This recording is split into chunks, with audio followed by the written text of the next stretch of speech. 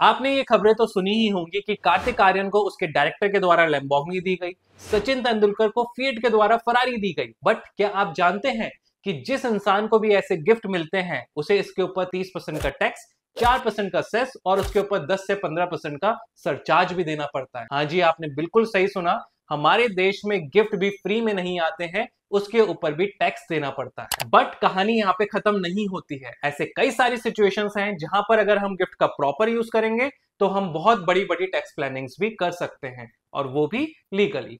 तो आज हम चर्चा करेंगे कि हमारे देश में गिफ्ट कब और कैसे टैक्सेबल होता है, और दूसरा वो कौन कौन सी सिनेरियो होते हैं जहां पर हम गिफ्ट से प्रॉपर टैक्स प्लानिंग कर सकते हैं। अब समझिए, एक इंसान को जो गिफ्ट है वो 3 तरीके से मिल सकता है। कैश के फॉर्म में, मूवेबल प्रॉपर्टी के फॉर्म में जैसे कि कार, ज्वेलरी, और इमूवेबल प्रॉपर्टी के फॉर्म में जैसे कि लैंड एंड बिल्डिंग। अब अगर आपको इन तीनों में से किसी भी फॉर्म में गिफ्ट मिल रहा है तो हमें चेक करना पड़ेगा कि उसकी वैल्यू 50,000 से ऊपर है या फिर नीचे। अगर वैल्यू जो है 50,000 से ऊपर है तो वो फुली टैक्सेबल है, बट अगर 50,000 से नीचे है तो फुली एग्जेम्प्ट है। बट इसको कैलकुलेट करने का तरीका तीनों ही फॉर्म में अलग अलग है, जिसको अभी हम आगे डिस्कस करेंगे। हाँ, एक यहाँ पे कंफ्यूजन और रहती है कि जो ये 50,000 की लिमिट है ये इंडिविजुअली है या फिर टोटल में है। तो इस पॉइंट का क्लैरिफिकेशन यही है कि जो ये 50,000 की लिमिट है ये एग्रीगेट में होती है। मतलब कि ऐसा नहीं होना चाहिए कि 50,000 का कैश अलग मिल रहा है, 50,000 की प्रॉपर्टी अलग मिल रही है, 50,000 की गाड़ी अलग मिल रही है। नहीं जी, टोटल मिला के 50,000 है तो आपको एग्जम्पशन मिलेगी, वरना आपको नहीं मिलेगी। तो अब हम बात करते हैं कि गिफ्ट की वैल्यू कैसे कैलकुलेट की जाती है। सबसे पहले कैश के फॉर्म में। कैश में सिंपल होता है कि जितना पैसा आपके पास आया, भले ही इन हैंड आया हो या फिर आपके बैंक में आया हो, उसे हम गिफ्ट की वैल्यू मान लेंगे।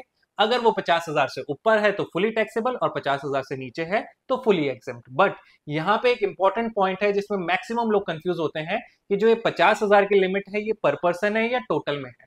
तो वापस एक क्लैरिफिकेशन कि जो ये 50,000 की लिमिट है ये एग्रीगेट में होती है, पर पर्सन नहीं होती। मतलब अगर आपको 5 लोगों का मिलाकर 50,000 क्रॉस होता है तो वो फुली टैक्सेबल होगा, भले ही हर इंसान ने आपको जो गिफ्ट दिया हो वो 50,000 से नीचे का दिया हो। अब हम बात करते हैं मूवेबल प्रॉपर्टी की, जैसे कि कार, ज्वेलरी वगैरह। अब इसमें दो सिनेरियो होते हैं, विद कंसिडरेशन और विदाउट कंसिडरेशन। विदाउट कंसिडरेशन का मतलब होता है कि आपने इसके अगेंस्ट कोई भी पैसा नहीं दिया है, और विद कंसिडरेशन का मतलब होता है कि इसके अगेंस्ट आपने थोड़ा बहुत पैसा दिया है। विदाउट कंसिडरेशन के केस में तो जितनी भी फेयर मार्केट वैल्यू होगी उस एसेट की, उसे आपकी गिफ्ट मान लिया जाएगा। बट विद कंसिडरेशन के केस में फेयर मार्केट वैल्यू में से जितना आपने पैसा दिया है उसे डिडक्ट किया जाएगा, और जो बैलेंस अमाउंट आएगा वो आपकी गिफ्ट की वैल्यू मानी जाएगी। फॉर एग्जाम्पल, मान लीजिए आपको 1 लाख रुपए की ज्वेलरी मिली है, उसमें से आपने सिर्फ 20,000 रुपए दिए, तो जो 80,000 रुपए आपने नहीं दिए वो आपका गिफ्ट मान लिया जाएगा, और वो 50,000 से ऊपर है, इसलिए 80,000 आपके लिए टैक्सेबल हो जाएगा। तो अब हम बढ़ते हैं इमूवेबल प्रॉपर्टी की ओर, जैसे कि लैंड एंड बिल्डिंग। यहाँ पे भी वही दो केसेस होते हैं, without consideration and with consideration. Without consideration है मतलब आपने कोई पैसा नहीं दिया, तो जो प्रॉपर्टी की स्टैम्प ड्यूटी वैल्यू होती है वही आपकी गिफ्ट की वैल्यू मानी जाएगी। वहीं विद कंसिडरेशन मतलब आपने थोड़ा बहुत पैसा दिया है, तो जो गैप होगा कंसिडरेशन और स्टैम्प ड्यूटी वैल्यू के बीच में वो आपके लिए गिफ्ट की वैल्यू होगी। बट यहाँ पे एक बहुत रेलिवेंट पॉइंट है कि अगर जो वो गैप है कंसिडरेशन और स्टैम्प ड्यूटी वैल्यू का वो 10% से कम होता है तो आपके लिए गिफ्ट की वैल्यू 0 मानी जाएगी। फॉर एग्जाम्पल, मान लीजिए आपने कंसिडरेशन दिया 40 लाख का और स्टैम्प ड्यूटी वैल्यू है 42 लाख की, तो जो यहाँ पे गैप है वो 5% का है।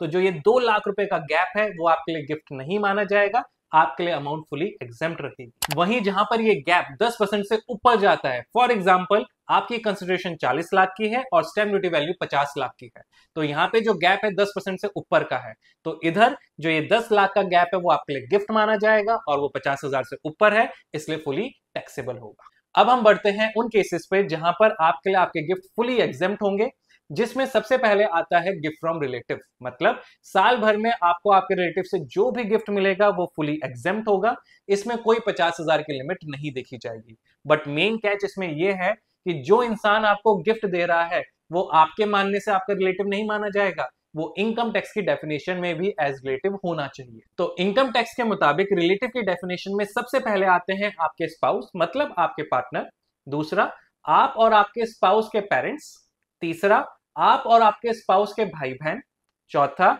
सिर्फ और सिर्फ आपके पेरेंट्स के भाई बहन, पांचवा आप और आपके स्पाउस के ग्रैंड पेरेंट्स, और लास्ट में आप और आपके स्पाउस के बच्चे, और सेकंड से लास्ट तक जो लिस्ट है उसमें उनके स्पाउसेस भी आएंगे। दूसरा है गिफ्ट्स ऑन मैरिजेस, मतलब इस समय आपको जो भी गिफ्ट मिलेगा वो फुली एग्जेम्प्ट होता है।